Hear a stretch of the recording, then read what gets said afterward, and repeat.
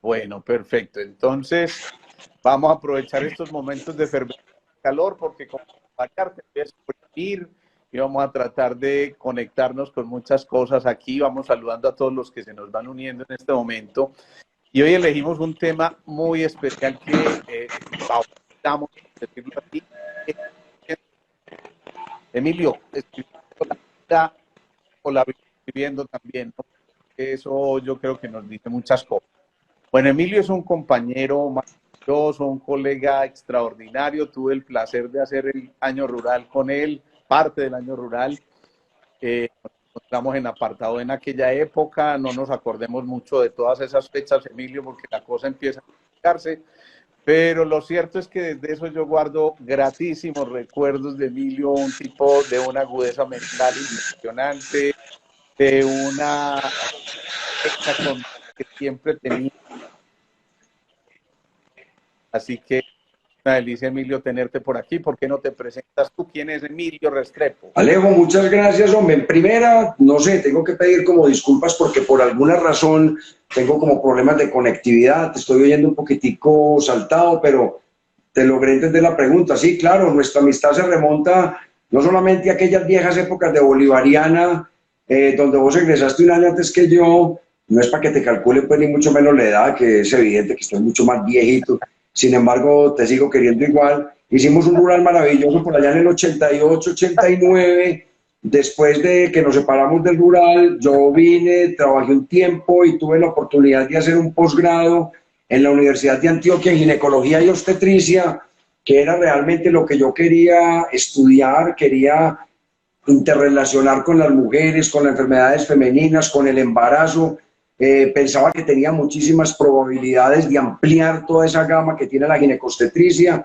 Después tuve la oportunidad de estudiar un segundo posgrado en la paroscopia y mientras trabajaba, mientras estudiaba, mientras iba desarrollando mi familia, mientras iba desarrollando mi progreso profesional, empecé a tener ese gusano de las historias, empecé a tener esas ganas de contar historias que ya las habías conocido desde hacía mucho tiempo, pero siempre desde la oralidad.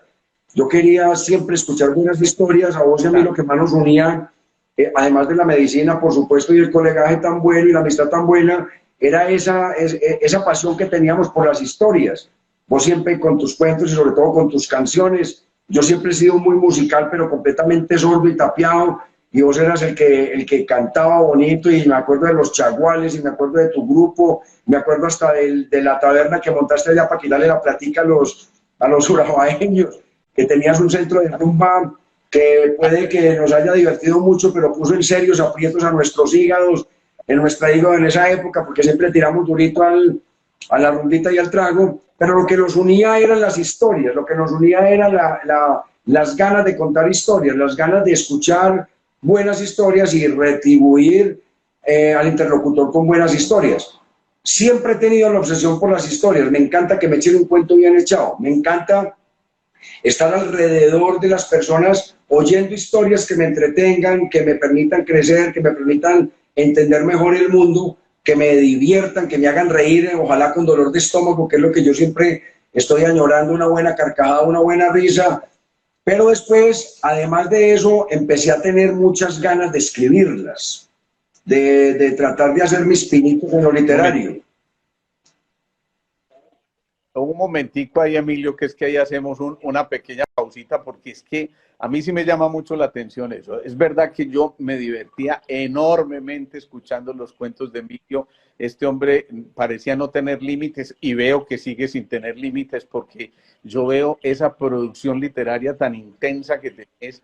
Yo no me explico de dónde tanta chispa para escribir y plasmar en esa palabra escrita, pero entonces Emilio empieza a ser colaborador de La Hoja, de Cambio, del Mundo, Universo Centro, Momento Médico, en fin, una cantidad de publicaciones que ustedes no se imaginan, pero sí me llama la atención, hombre Emilio, que de un momento a otro yo te veo en esa labor de escritor que no estaba registrada, por lo menos en mis memorias de aquella época. ¿Por qué? ¿Por qué empezaste a escribir? ¿Qué te llamó la atención? ¿Qué te llevó a tratar de ahora escrita todo lo que estabas teniendo? Porque de un momento a otro me cogió cierto pulso intelectual, ciertas ganas de lo literario, ciertas ganas de dejar fijado un poquitico la oralidad, porque la oralidad es muy entretenida, pero es muy inmediata. La oralidad se la lleva el recuerdo. Vos recordás que conversamos muy bueno, pero no te acordás puntualmente de muchas de las historias que vos y yo compartimos, porque la oralidad es efímera, la oralidad es evanescente, la oralidad no deja memoria. En la antigüedad, de pronto, con los rapsodas o con los aedos que iban de pueblo en pueblo, con una tradición oral contando las noticias, las historias y las leyendas de pueblo en pueblo, uno podía pretender que la oralidad dejara memoria, pero en la época moderna la oralidad no deja memoria. Entonces yo quería, y como siempre he sido un lector un poquitico compulsivo, yo quería empezar a escribir las mismas historias que tenían algún éxito en mi círculo pequeño, cercano, desde el punto de vista del entretenimiento. Yo quería plasmarlas dentro de lo literario. Y yo empecé a escribir, a escribir, a escribir. Lo que pasa es que en la época en que nos conocimos no eran buenas historias. O perdón, sí eran buenas historias, pero no estaban bien contadas. Porque yo participaba en todos los concursos de Medellín y en todos quedaba de último.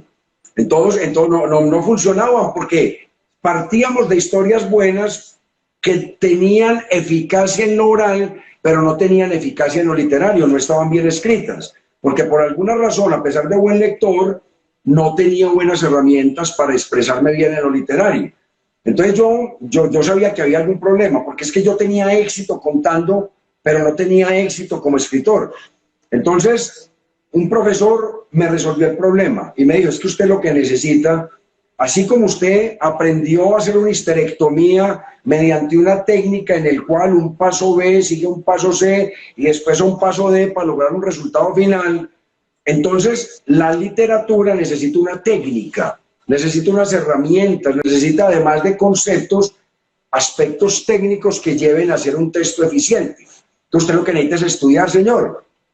Entonces, sí. ¿Te nace escritor o te vuelves escritor? ¿Tú qué dices? Le estoy preguntando porque muchas veces en estos lives llevamos a que la gente realice sus sueños y a que proyecte toda esa fuerza interior, todos esos talentos. ¿Será que cualquiera puede llegar a ser un buen escritor? ¿Será que cualquiera puede despertar esa vena de escritor? ¿O definitivamente es algo que se lleva por allá escrito, yo no sé si en el código genético o por allá muy internamente? Sí, es un poquitico lo que estás diciendo, Alejo, porque es que yo te pregunto lo mismo a vos desde el cantante. Yo me acuerdo como te miraba con esa envidia benigna cuando te escuchaba cantar muchas de las canciones de mis artistas favoritos. Yo me acuerdo cuando vos cantabas a Alberto Cortés, cuando cantabas a María Marta Serralima. Yo me sabía todas las canciones, me sabía incluso la entonación de esas canciones. Es posible que cayera en la armonía y en la nota de las canciones, pero cantaba como un bárbaro. Yo era poco menos que un troglodita para cantar esas canciones. No me funcionaban, eran malas. Y vos sabías que yo las sabía todas, y vos sabías que yo le seguía la armonía a la canción y no era capaz de cantarla por una sola razón. La genética me negó el privilegio de ser cantante. Entonces, mire que no todo el mundo puede ser cantante. Esa cosa tan coqueta y tan benigna que dicen ustedes los cantantes, que dicen, no, cualquiera canta, el que habla canta. Yo me río, eso es imposible que el que hable cante. Los cantantes están dotados, tienen una conexión perfecta en 3 puntos, en el cerebro, en la garganta y en el corazón, y hacen un intermedio en las cuerdas vocales que hacen que tengan un resultado final de ser buenos artistas. Pasa lo mismo con la literatura.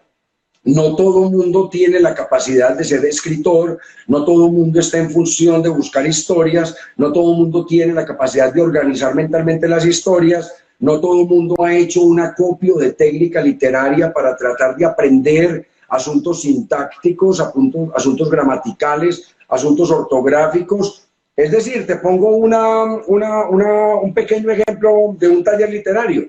Hay talleres literarios donde las personas al año ya se han ganado un premio, a los 2 años ya tienen 2 libros, y a los 20 años tienen 20 libros.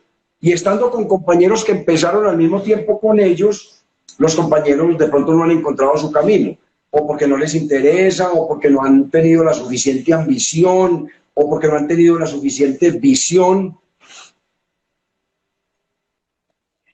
Bien. Y entonces ahí viene una pregunta también, Emilio. Vos empezaste a escribir algo de poesía, ¿cierto? Y hubo un momento en que yo siento que en tu producción literaria la poesía como que fue quedando atrás. ¿Qué pasó? ¿Cuál fue ese bache? ¿Qué Lo que ocurrió ahí? pasa es que hay un Eso me llama síndrome en muchísimo la Colombia, atención. y es que Colombia tiene 50 millones de colombianos, de los cuales 49 millones 500 son poetas.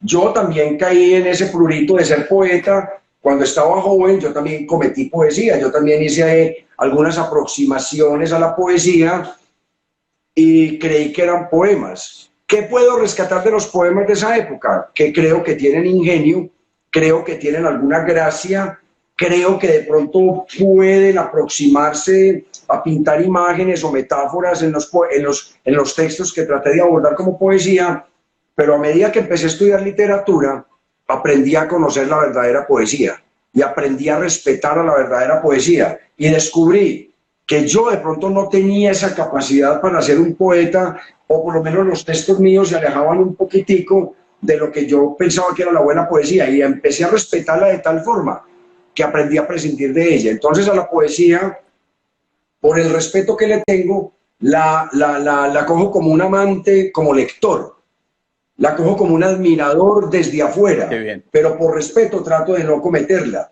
porque sé que lo que yo hago no es ni remotamente buena poesía. Y mientras más leo y mientras más viejo estoy, descubro que cada vez hay menos verdaderos poetas. Hay muchísima gente escribiendo poesía, pero pocos verdaderos poetas, por el respeto que la poesía se merece y por lo difícil que es.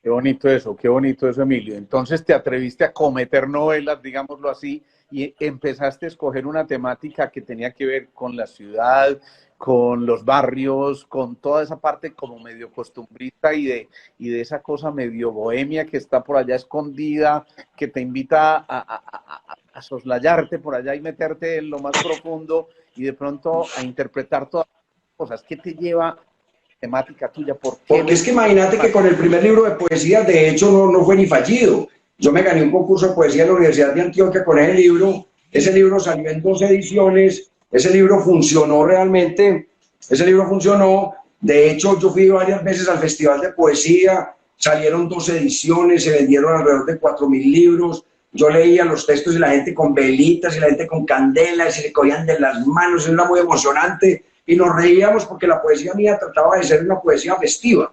Pero cuando entré a los talleres literarios, cuando empecé a hacer un corte o una reinvención de mi ambición literaria, los profesores me hicieron caer en cuenta, específicamente Mario Escobar, que yo podía ser potente como narrador, pero flojo como realizador de metáforas, como flojo como realizador de imágenes literarias. Entonces, ¿qué me pasó? Yo estaba en un taller literario, tenía que creerle al profe, el profe era un tipo muy dotado, un tipo de una extraordinaria formación literaria, y entonces dije, yo voy a ser humilde. Acuérdense que nosotros cuando estudiamos medicina, ¿qué hay mejor estudiante que un estudiante de medicina? Que es un esclavo. Que a usted lo coge un profesor y el que manda es el profe, y el que impone los criterios es el profe, y usted se sienta horas enteras a estudiar mientras todo el mundo está rumbeando, mientras todo el mundo está en fincas, usted está preparando un parcial o usted está en una rotación. A nosotros los que estudiamos medicina nos quedó ese rayón, nos quedó esa formación, esa disciplina, lo que llaman horas nalga. Nosotros asumimos ese compromiso con el conocimiento.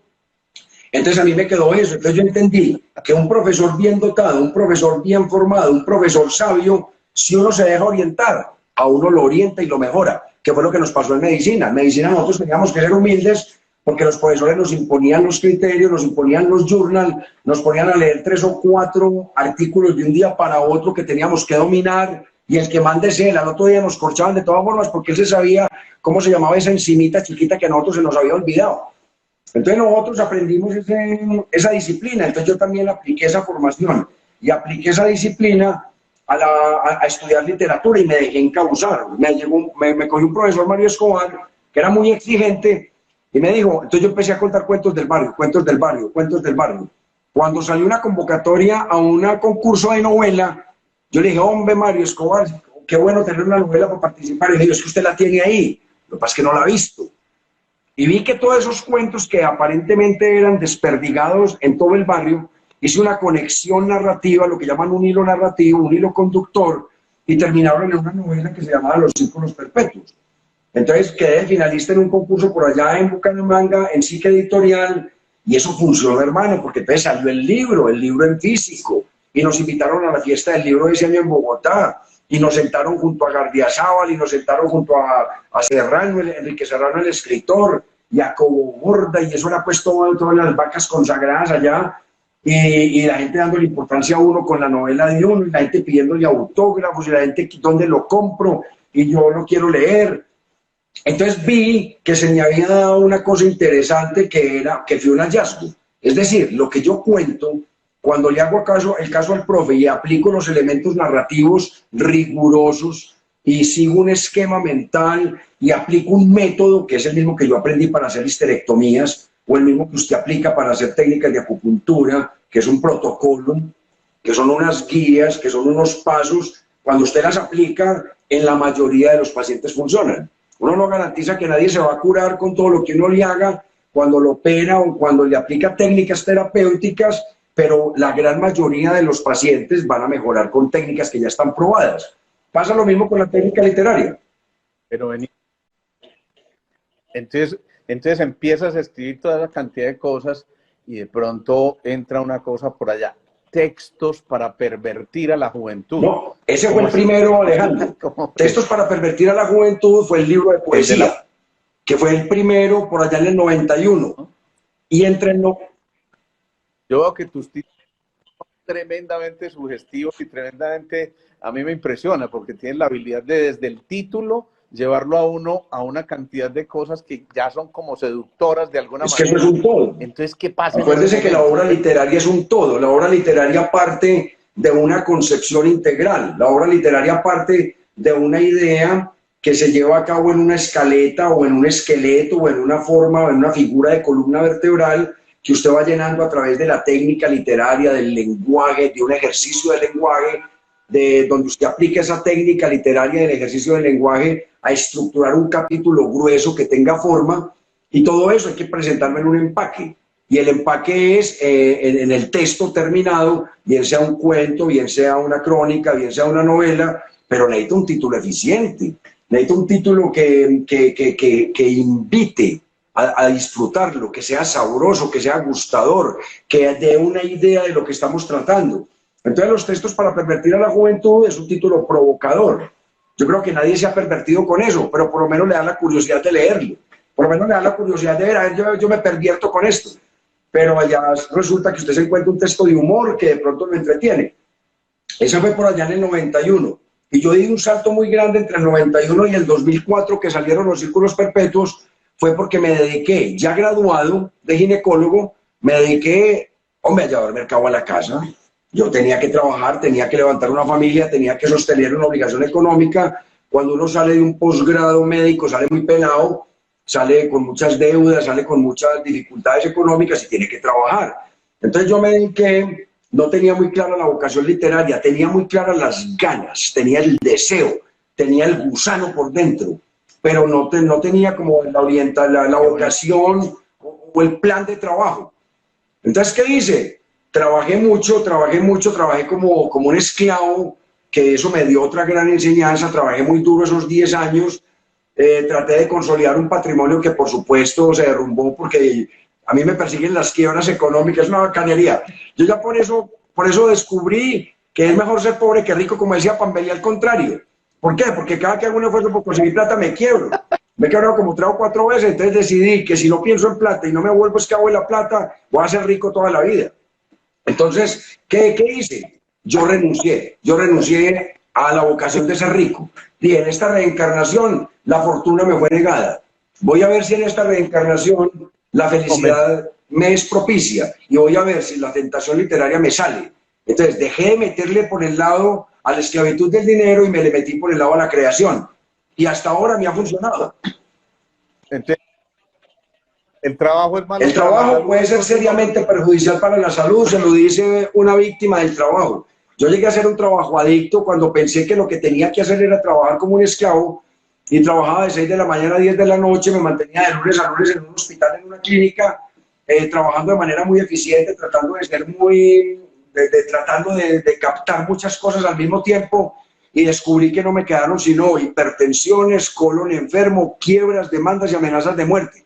Entonces, por ahora le digo yo, lo mejor que me pudo haber pasado a mí en la mitad del camino fue haber tenido una tormenta perfecta que me puso en el camino que me tenía que poner. Porque entonces descubrí que en la mitad de mi vida, por allá un poco antes de los 40 años, descubrí que de un momento a otro estaba quebrado, descubrí que estaba demandado, descubrí que estaba amenazado de muerte, descubrí que estaba hipertenso, descubrí que me volvió obeso, descubrí que tenía toda esa tormenta perfecta para ir seguidito, derechito hacia el cadalso, hacia el ataúd, hacia el féretro. Entonces, me pasaron todo ese mundo de cosas y eso me invitó a una reflexión profunda.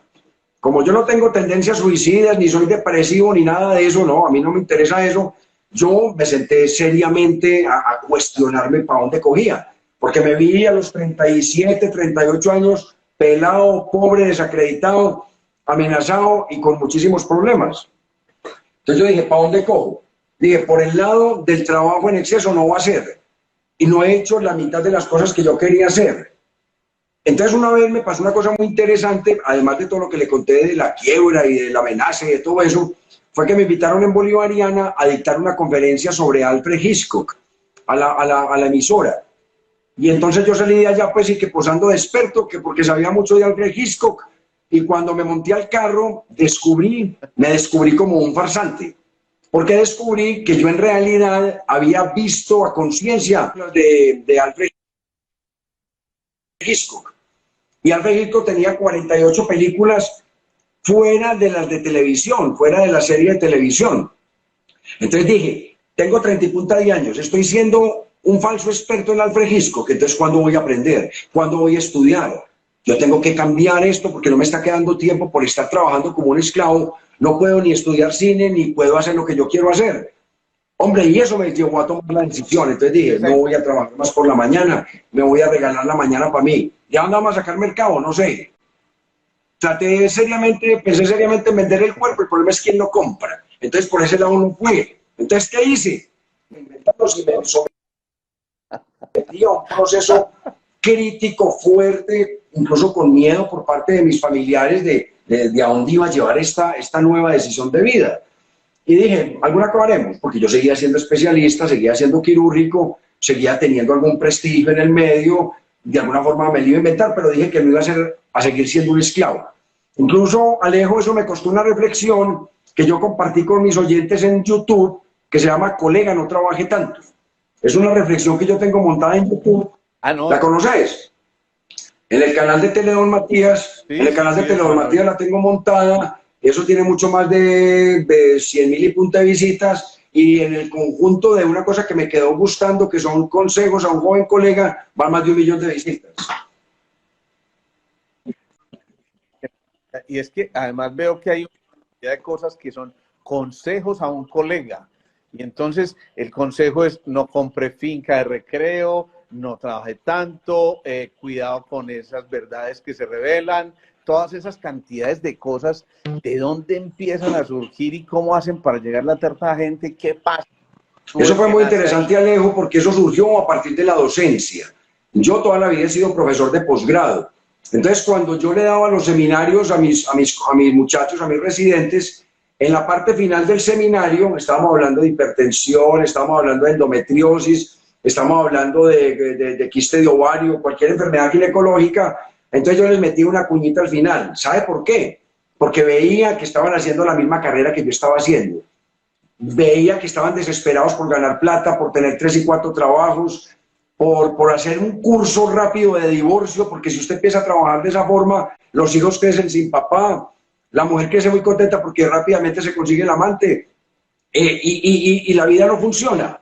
La vida no funciona. Entonces, ¿qué hacía yo después al final de los seminarios? Y era que les leía una reflexión en un ambiente de humor, en un ambiente de ironía, pero tratando de ser muy serio con los conceptos. Les leía lo que usted conoce como consejos a un joven colega. Entonces, que no haga bobadas en la vida, que yo ya las hice. Trate de no hacerlas, que yo le voy a enseñar por qué no se deben hacer. Y eso empezó a tener algún tipo de éxito, porque yo veía que los muchachos de ortopedia, o los muchachos de medicina interna, o los muchachos de pediatría, al final de un seminario de endometriosis, un ortopedista estudiante que endometriosis, no, era porque sabía que el doctor Restrepo les iba a hablar de un rollo, de una reflexión de vida que podía ser graciosita y todo. Algún día me dijo un estudiante, profe, ¿y usted por qué no monta eso en YouTube pues para mandárselo a un amigo mío de Estados Unidos? Entonces dije, ve, qué tan interesante. Y un día en Teledón Matías me invitaron a leer cuentos, porque yo ya estaba haciendo mucho cuento. Entonces me invitaron a leer cuentos y dije, ve, yo tengo por ahí una serie de reflexiones, ¿por qué no? Entre cuento y cuento, ¿por qué no las empezamos a leer? Y eso funcionó. Usted ha visto que usted se mete a los consejos a un joven cole que tiene mucho más de 1 millón de visitas. Entonces ahí siguen siendo virales, se comparten, nos hacen reír, nos hacen pensar. Nadie le para bolas a eso, pero la cosa sigue funcionando. Es impresionante. Aquí estoy leyendo algo que te lo tengo que leer textualmente.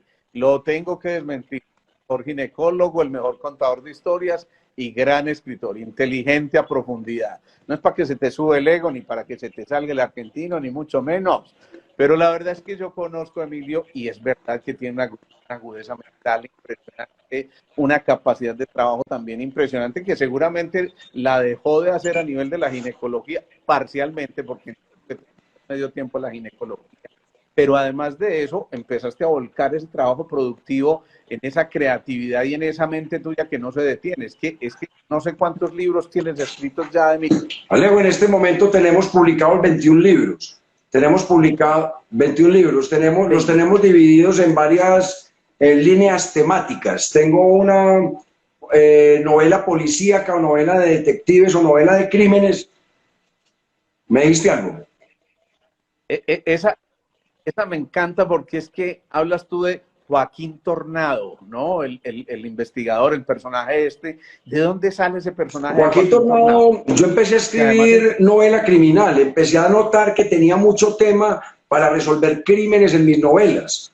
Pero la novela clásica de detectives, como su nombre lo dice, tiene un investigador. Y yo todavía no había conseguido investigador. Porque los investigadores nuestros, tan locales, tan criollitos, tan populares aquí en Medellín, están muy lejos de ser el investigador privado típico de la película norteamericana o inglesa. Entonces, ¿qué hice yo? Me inventé uno criollito, me inventé uno aquí con genes del subdesarrollo tercermundista que interactúa aquí en Medellín, que se llama Joaquín Tornado, y lo puse a trabajar con mis crímenes aquí en Medellín. ¿Qué trato de hacer yo en la novela de crímenes que tiene? Tengo alrededor de 10 novelas de crímenes ya publicadas. Tengo 6 con Joaquín Tornado, pero tengo otras que no tienen a Tornado, pero que funcionan en Medellín. La Milonga del Bandido, Alguien ha visto el entierro de un chino, Después de Isabel el infierno, que son novelas que también resuelven crímenes. ¿Qué hago yo? Contar la ciudad, contar de lo que yo manejo, que es mi barrio, contar de lo que yo manejo, que es la ciudad. Tengo que dar cuenta de lo que yo percibo, de la forma como yo concibo la ciudad y de esos miles de historias que nos rodean, muchas de ellas que el ciudadano común no conoce por encima porque están por debajo en el subterráneo, están en el underground, están en el bajo mundo. Y yo he tenido la posibilidad, yo he trabajado 30 años en Envigado para que me haga las cuentas y he conocido muchos conversadores, me he relacionado con la oralidad, con mucha gente muy interesante que tiene muchas historias para contar. Y yo soy un poquitico sacerdote y soy buen chismoso y mantengo la orejita parada para tratar de estar atento al cuento. Entonces he tratado de recopilar todo eso y por ese lado ha funcionado. Además he metido en estas novelas negras el crimen médico. Por ejemplo, en una de las de Tornado junto las dos cosas. Se llama El expediente Monaguillo. Y es la historia de un médico abortador en la época en que se hacían abortos criminales en los centros de salud o en los centros médicos. Ahora, pues a partir de la aparición del misoprostol, es posible que no se necesite hacer mucho aborto provocado, pero pues provocado instrumentalizado, pero todavía se sigue presentando. Entonces, como eso era una epidemia en Medellín, conocí el caso de un médico abortador que me impresionó. Ese caso es impresionante. Entonces se lo monté a mi detective Joaquín Tornado y hicimos El expediente Monaguillo. Está publicado por Bolivariana, es el 6º libro de Joaquín Tornado. Hermano, y no es por chicanearle, pero fue un éxito. Se han vendido 2 ediciones de ese libro. Se consigue en Bolivariana y es muy entretenido, da cuenta de una problemática muy tesa que la tenemos al lado y no nos damos cuenta. En los apartamentos de las unidades residenciales hay clínicas de abortos. La gente no se da cuenta de eso, pero uno que está en el medio va conociendo más o menos la situación. Entonces esta novela de entretenimiento permite al mismo tiempo hacer denuncia, permite al mismo tiempo, hombre, tomar una posición sin ser moralista ni fabulador, ni ser un predicador pues dueño de la verdad absoluta. Plantea un hecho, pinta una situación y ya que el lector saque sus consecuencias, saque sus conclusiones. Pero entonces significa que muchas cosas pasadas muy reales, en vivencias realmente que se han manifestado a lo largo de tu vida, cosas que puedes concretamente quitar en un momento determinado, y eso a su vez pudo haber dado origen a amenazas, a ese tipo de angustia que viviste. No, la angustia fue por complicaciones, la angustia fue por complicaciones de tipo médico, de tipo quirúrgico, pero desde el punto de vista literario, no, yo sí he tratado de ser cuidadoso, he tratado de no involucrar nombres personales. Yo he tratado de, si tengo una denuncia que hacer, hago la combinación de varios personajes en uno solo, le monto unas características para no dar papaya. Yo hasta hice una denuncia muy seria cuando nos robaron la clínica. Yo era accionista de esa clínica. A nosotros nos la robaron de frente. Un grupo empresarial que se robó 15 clínicas en todo Colombia. Fue de ciudad en ciudad expropiando. No te voy a Alejo. ¿No? Esa novela se llamó así. Y nos robaron la clínica, así se llama, y es una novela de denuncia, donde se dice, sin nombres propios, de manera fabulada, de manera novelada, se cuenta el mecanismo empresarial, el mecanismo con el cual este consorcio, este emporio económico, se fue desplazando por las ciudades pequeñas de Colombia y se robaron 15 clínicas, de una manera sistemática, de una manera empresarial. Eso fue todo un diseño, eso fue una ingeniería administrativa para despojarnos de las clínicas, y yo conté esa verdad. Lo que pasa es que como la corrupción no deja recibo, la corrupción casi no deja evidencias, la trazabilidad es difícil de seguirla. ¿Qué pasó? Eso se diluyó en el tiempo y en el olvido. Nosotros inicialmente pensamos que éramos muy de malas, que habíamos sido víctimas del azar desafortunado y que simplemente éramos los más de malas. Después descubrimos que era todo un diseño, después descubrimos que era toda una estrategia comercial para despojarnos de la clínica y quedarse con el negocio. Entonces nosotros quedamos por fuera del negocio y no hay ningún problema. Eso fue lo que nos tocó, hay que asumirlo. No tenemos herramientas legales para pelear. Hago un pequeño paréntesis ahí, hombre Emilio, porque antes de meter otra parte de tu obra literaria, y es que, a ver, nosotros muchas veces le aconsejamos a los pacientes que una manera buena y amena y agradable de eliminar mucha parte del estrés, de la angustia, de la problemática que tienen nuestros pacientes, de todas esas historias que de alguna manera imponen su modo de vida, su existencia y su historia, y cuando les aconsejamos escribir parte de esto, realmente creo que hay una muy buena oportunidad de dejar emociones, de esa ansiedad generalizada que yo creo que es el motivo que resulta hoy. ¿Cómo alguien como tú se mete en este proceso ya de la escritura en forma y obviamente una producción literaria tan importante, logra, digamos que despegarse, desligarse un poco de esa vida compleja que se está llevando en un momento determinado a algo que genera no solamente placer, sino la posibilidad también, insisto, de vivir del producido de este tipo de cosas? No, uno tiene que tener muy claros los objetivos, Alejo. Usted sabe que tenemos que vivir es por objetivos. Uno tiene que tener planteamientos serios con la vida. Uno a esta edad no está para especular, uno a esta edad no está como para rabulear, para empezar de cero, no. Tenemos que tener conceptos claros en la vida. Eso se tiene que aplicar en el emprendimiento, eso se tiene que aplicar en la empresa, eso se tiene que aplicar en la familia, eso se tiene que aplicar con los estudiantes, eso se tiene que aplicar cuando uno tiene una búsqueda de algo concreto. En este caso, el algo concreto es, yo tengo en este momento 3 objetivos desde el punto de vista de mi vida práctica. Pues la familia, obviamente mantener una familia bien formada, respetable, seria, buenos ciudadanos, gente decente. A mí me interesa tener gente decente al lado. Pero desde el punto de vista de mi creatividad, desde el punto de vista de mi emprendimiento, me interesan 2 cosas. ser cada vez mejor médico, que mis pacientes crean en mí, que mis pacientes entreguen su confianza porque saben que van a tener un buen producto, que voy a ser serio con ellos, comprometido con ellos, que voy a entregar un buen resultado y que voy a entregar lo mejor de mis capacidades para tener un buen producto, que es el producto de la salud. ¿Cuál es? Tratar de recuperar la salud o acompañar a la enfermedad. Eso es lo que yo tengo claro desde el punto de vista médico. Y desde el punto de vista literario, también tengo un compromiso total con la literatura.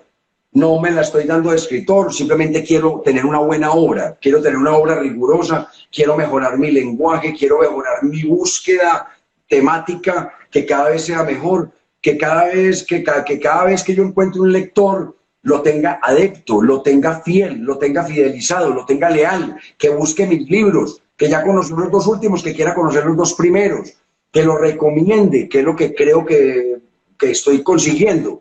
Estoy en una búsqueda de escribir cada vez mejor, tallándome el cerebro, tallándome el espíritu, tratando de buscar temas agradables, tratando de ser muy entretenido, tratando de que el lenguaje sea muy adecuado, tratando de que los libros se puedan presentar en cualquier parte del mundo. Estamos hablando sin complejos.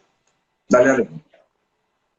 Emilio, yo quiero saber cómo le creció el cuello a las jirafas. Esa es una historia lo más interesante, Alejo, porque es una historia producto del azar. Cuando yo tenía 15 años, el Círculo de Lectores hizo un concurso. El Círculo de Lectores que nos vendía libros y que nuestros papás compraban. Entonces el Círculo de Lectores hizo un concurso que se llamaba Fábulas para nuestros pequeños lectores.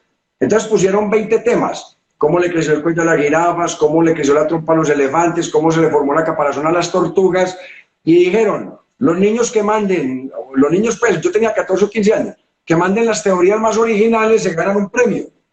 Entonces yo me senté cuando era peladito y hice unas teorías ahí todas atravesadas por el humor o atravesadas por una especie de surrealismo, por una especie de inventiva loca, y hice unas teorías. Y quedé de último, por supuesto, en el concurso, no pasó nada, pero quedaron las ideas. Entonces, alguna vez en Argentina hicieron un concurso coincidencialmente del mismo tema. Hombre, vamos a hacer teorías graciosas sobre la evolución de la biológica de las especies. Entonces yo recuperé el de las jirafas, lo mandé ilustrado a Argentina, y en Argentina me gané el concurso. En Uranito Ediciones me gané el concurso y dijeron, nosotros tenemos nuestros propios dibujantes, no vamos a tomar el dibujante suyo, que era mi esposa, no vamos a tomar el dibujante suyo, sino que tenemos nuestros propios dibujantes para tener una línea temática y una línea más o menos definida de dibujo. Entonces me compraron el cuento y me gané el concurso, me dieron un premio en dólares, me dieron la publicación, pero soy tan de buenas que lo pusieron. Uranito en Argentina es muy fuerte. Entonces lo pusieron en el Ministerio de Cultura o el Ministerio de Educación de allá, y entonces es libro obligado de lectura a lo que ellos llaman pequeños lectores de primaria. Entonces ese libro se lee en Argentina, se lee en Uruguay, se lee en Chile, dentro del proceso de inducción a la lectura para los pequeños lectores. Entonces ese libro más vendido que yo tengo. Entonces, un libro que yo escribí como inocentemente, ingenuamente, con toda la transparencia y con la mínima ambición del caso, cuando tenía 15 años, la idea quedó, cuando ya tenía 30 y punta lo pulí, lo mandé para Argentina, y ese libro todos los años de la vida mandan regalías, porque ese libro ya se posicionó allá. Ahora estoy tratando con Bolivariana y con otras editoriales de darle continuidad a esas teorías locas de cómo le creció cómo se formó la caparazón a las tortugas, cómo la trompa el elefante, todo eso, que son cuenticos que ya han sido publicados, pero las quiero tener en una serie infantil, donde juguemos con el humor, donde juguemos con la creatividad mental, donde no nos ciñamos a la teoría biológica estricta, que para eso está Discovery Channel o Animal Planet o no sé qué. Mi compromiso es con la literatura, con el juego literario, con la confrontación de ideas. Aquí te voy a hacer una pregunta frente a 100 personas que nos están siguiendo en este momento, un poco más tal vez, y ¿has sido en algún momento un hombre solo? Eso es otra cosa charrísima que me pasó. Ese del sol y mal acompañado es uno de los efectos secundarios de la pandemia. Uno de los efectos secundarios de la pandemia. Ajá. Y yo empecé a notar que la gente se empezó a comportar rarísimo, o yo creo que todos, nos empezamos a comportar rarísimo en la pandemia. Yo tuve la posibilidad de no estar encerrado, porque como yo soy empleado público, empleado de un hospital, me tocaba ir todos los días al hospital, porque yo en una casa solo encerrado me enloquezco. Pero entonces empecé a notar gente rara, y un día pisé una caca de perro. Bajando al parque pisé una caca de perro. Y cuando llegué yo tenía ese zapato podrido, y yo dije, no, pero ¿qué es esto? Yo tenía ganas de hacerme una amputación, pero tenía serios deseos, y creo que muy justos, de asesinar a ese ciudadano que no recogió la caca de perro junto al ascensor.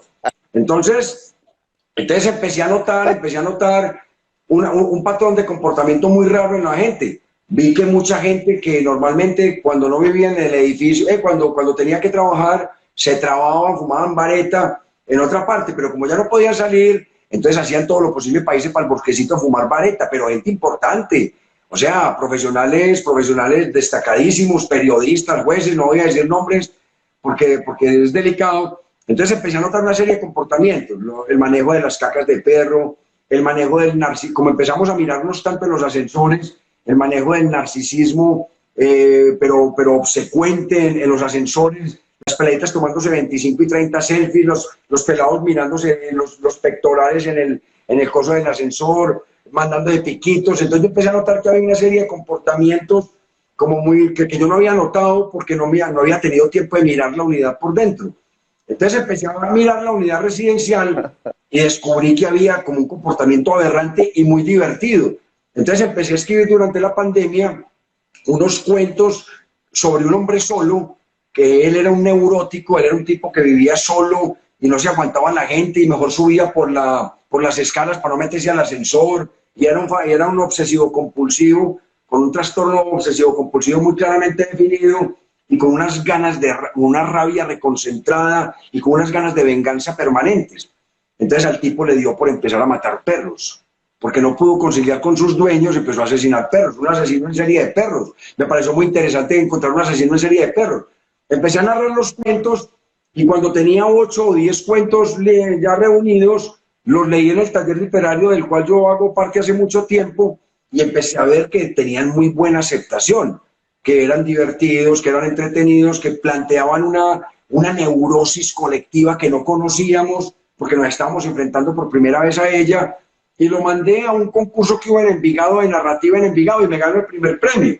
Entonces, en el municipio de Envigado sacó el libro que se llama Un hombre solo y mal acompañado, con una editorial muy respetable que hay aquí, que es la librería Gramata o Gramata. Entonces, Gramata publicó el libro. Alejo, no te imaginas el éxito de ese libro. El libro se vendió todo.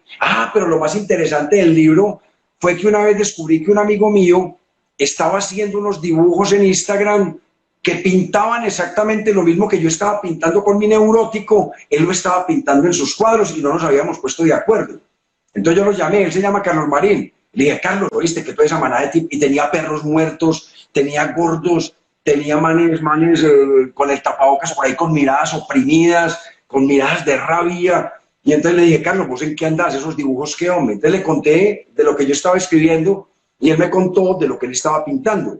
Entonces la propuesta que le hicimos al municipio de Envigado fue un libro de cuentos ilustrados con esa misma ambiente opresivo, esa atmósfera oscura, pero muy divertida, muy charra, con ese humor retorcido que se plantea ahí, y nos ganamos el primer premio. Entonces Gramata lo publicó y hemos contado con una suerte de que hemos tenido muy buenos comentarios. Ese libro lo han leído en Cuba, lo han leído en Venezuela, han salido comentarios en revistas internacionales. Gramata ya casi que vendió toda la edición, están pensando seriamente en una segunda edición, y como la gente en pandemia lee tanto, aprovechamos que mucha gente lo quiso leer y contamos con la aprobación de los lectores, y me he sentido muy contento con el resultado de ese libro, que ese libro es un libro express, es un libro rapidísimo, que se hizo rápido, se corrigió rápido, se dibujó solo y salió solo y ganó su espacio en el mundo. La impresión es que de cualquier temática para ti surge un libro, de lo más elemental, de lo que uno observa en el día a día, como la cotidianidad, sin ninguna cosa así como especial, y de pronto tú de eso haces un libro. Es que me impresiona. Es la literatura, Alejo. Yo en este momento acabo de ver una sombra que pasó por detrás de usted. La acabo de ver en este momento. Entonces yo ya sé que en su casa hay un fantasma. Yo ya sé que usted no se había dado cuenta de que usted se está desvelando por las noches porque en su casa hay una presencia. Ya está listo el cuento. Ya está listo el cuento. Ese es otro para el... Entonces, de eso se trata la literatura. La literatura es tratar de mirar, mire, en esa escultura que usted tiene atrás, que ve una maternidad primitiva, que hay un niño acercado a una figura primitiva, puede haber toda una historia, porque puede haber el que se la regaló a usted, que puede haber sido un tío suyo que estuvo en África, salió fugado de esa tribu porque tuvo relaciones de pronto pecaminosas con el jefe de la tribu.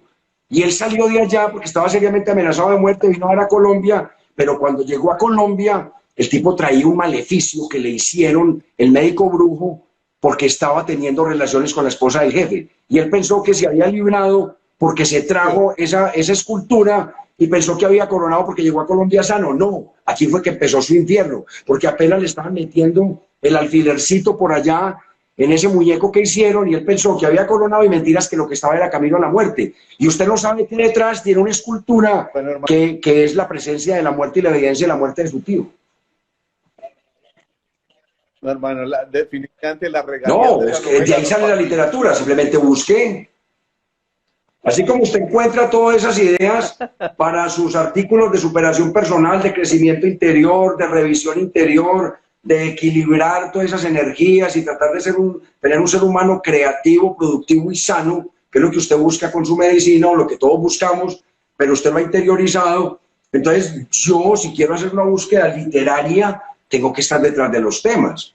Tengo que estar detrás de los temas. Entonces, me queda muy fácil imaginar la sombra del fantasma que pasó y la respectiva historia, toda esa historia que hay detrás de esa muñeca que usted tiene atrás con lo que le dije de África y ese alacrán que está saliendo en esas hojas que usted tiene puestas en ese florero, que es el que a la noche le va a pegar una picadura que de pronto le puede llevar a una amputación. Y usted se está riendo y puede que el que me ríe mañana porque yo tenía la razón. De ahí salen las historias. Entonces, yo observando el panorama que usted me está pintando, puedo plantearle la posibilidad de hacer 4 o 5 buenas historias, porque mire que de eso sale el germen de una idea. ¿Qué hay que hacer? Establecer un esqueleto, una escaleta, un ejercicio de creación y ponerle un lenguaje adecuado, un lenguaje contenido, un lenguaje eficaz que permita que esa historia sea atractiva y valga la pena contarla.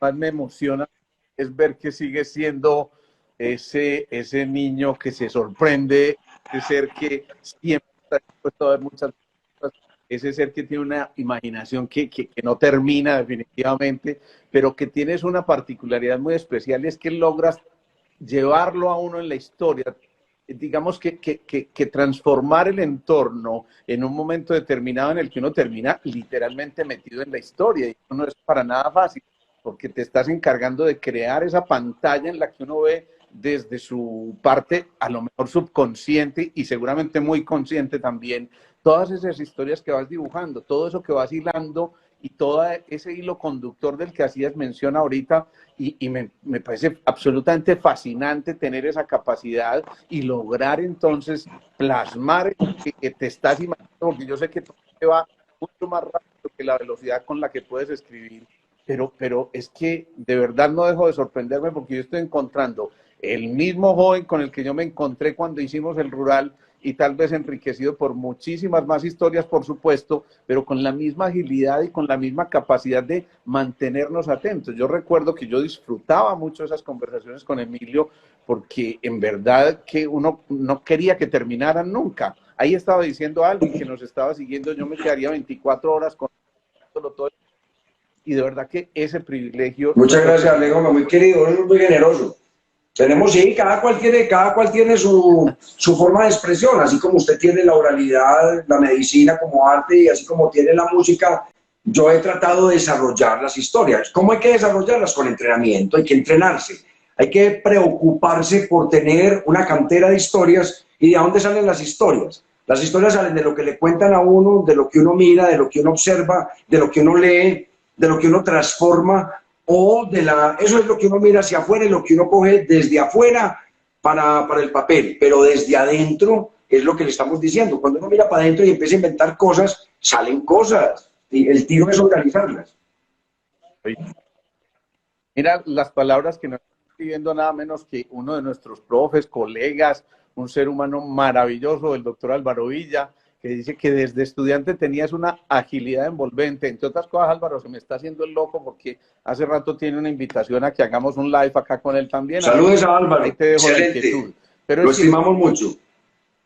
Es un personaje maravilloso, extraordinario y de un corazón. Ahora, Alejo, te cuento la última cuñita, Esta semana estamos lanzando un libro que se llama Medicina bajo sospecha. Tuve el privilegio de que la Universidad CES lo evaluara y me invitaran a publicarlo, porque es un libro que hace un análisis de la parte médico-legal. Toca todas esas cosas que tocan la parte más horrible del ejercicio de la medicina, que es las demandas médicas. La mayoría de las demandas tienen una base en alguna complicación, pero muchas veces son injustas, muchas veces son motivadas por el afán económico, o el afán de retaliación, o el afán de venganza, pero la mayoría de las veces es por plata, para que no nos digamos mentiras, porque hay muchos familiares ávidos de dinero y porque hay muchos abogados de muchas facultades varados que le prometen a la familia que esa complicación, si la demanda, se van a ganar una millonada porque todos los médicos son muy ricos, pero ellos saben de entrada que van a perder la demanda, porque es una complicación, un riesgo inherente, porque no es culpa de nadie que se infecte, porque no es culpa de nadie que haya quedado una cicatriz fea, a pesar de que no haya hecho bien las cosas. Ellos saben que van a perder, pero le meten a la familia la expectativa de que si demandan se van a volver terriblemente ricos y van a solucionar el problema de la casa propia que tanto han añorado. Le quitan plata, le quitan 10, 20 millones para empezar a trabajar, le venden la expectativa, pero ellos saben que pierden. El médico con su equipo de abogados demuestra que hizo lo correcto, que las complicaciones se presentan, que si un paciente se infecta es porque hay un riesgo inherente en el 1% de infectarse cualquier cesárea, y entonces eso genera un sufrimiento terrible que lleva a terribles daños en los médicos, en las familias. Usted no sabe el daño que una demanda mal hecha, claro, o una demanda con fines perversos únicamente pecuniarios y económicos lleva en una familia. Eso puede dañar un matrimonio, eso puede dañar la paz, eso puede dar una depresión. Eso incluso ya el médico lo llaman la segunda víctima, porque la primera víctima es el paciente que se complicó, pero la que más sufre es la segunda víctima, que es el médico, porque no esperaba que lo demandaran, él hizo bien su trabajo y lo que quieren es quitarle la platica y quitarle la casa y el patrimonio.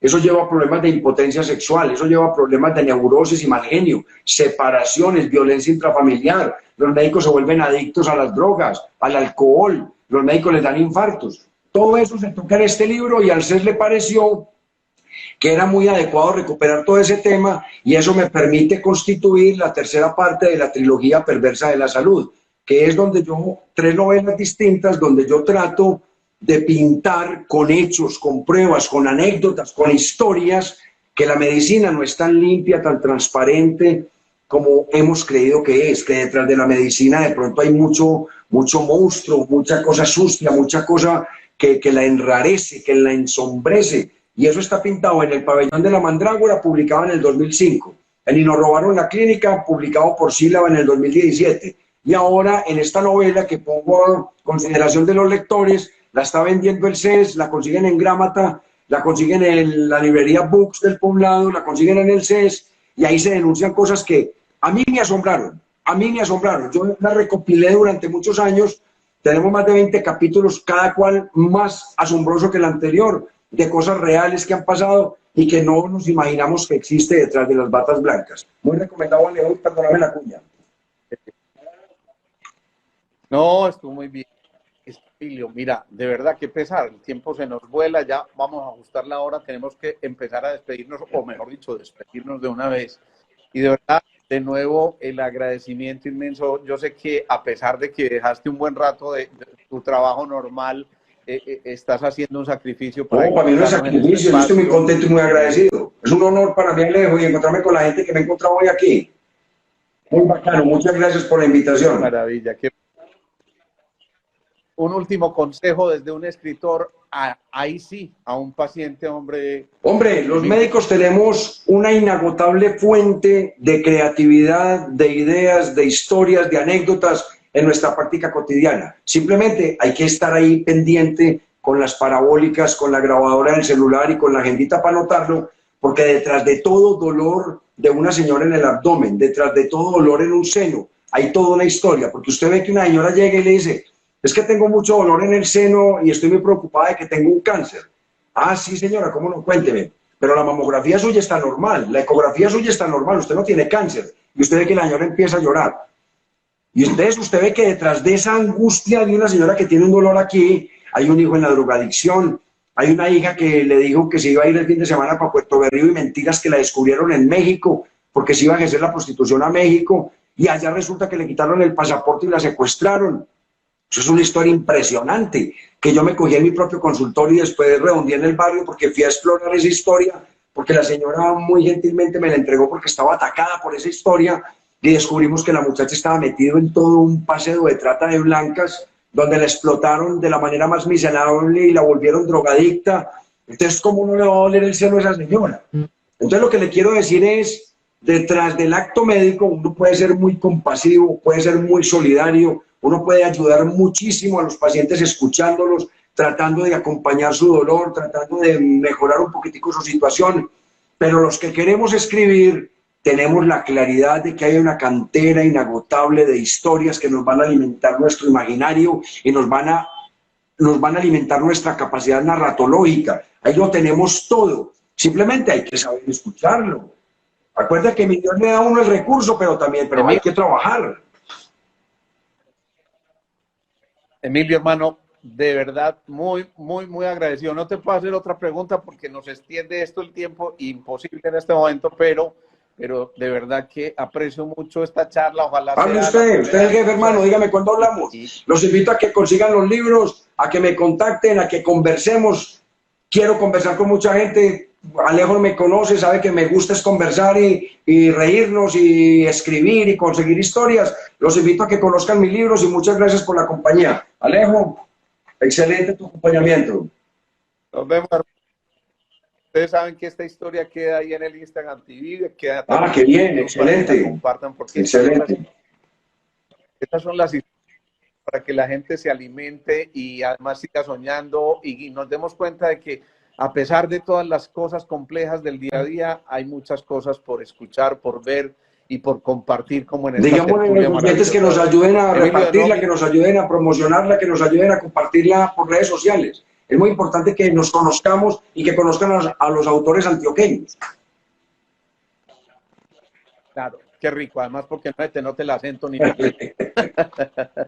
Bueno, bacán. Muchas gracias a todos. Muy contento por la participación. Gracias. Hasta luego.